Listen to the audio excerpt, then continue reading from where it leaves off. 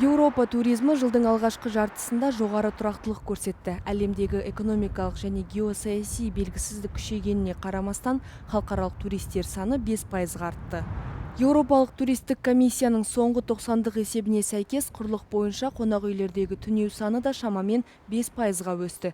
Бұл тұтынушылар сенімінің төмендеуі мен әуе тасымалындағы қиындықтардың алыс бағыттарға саяхатқа әсер еткеніне қарамастан орын алды.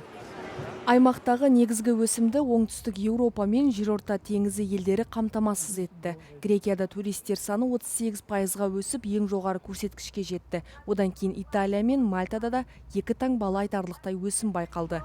Алайда әр аймақтағы көрсеткіш әртүрлі болды. Мысалы, Италияда туристер саны көп артқанымен, саяхатшылардың шығыны небәрі 4%-ға өсті. Бұл бір туристің орташа шығыны азайғанын көрсетуі мүмкін.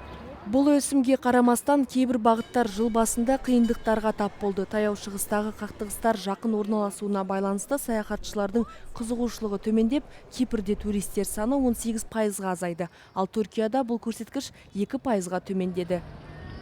Туристердің шығын жасауындағы бұл айырмашылық демалыс сапарлары әлемдегі тұтынушылар үшін әлі де маңызды екенін көрсетеді. Дегенмен экономикалық қысым адамдарды бағаға мұқият қарап, сапарларын таңдауда тағампаз болуға мәжбүр етуде.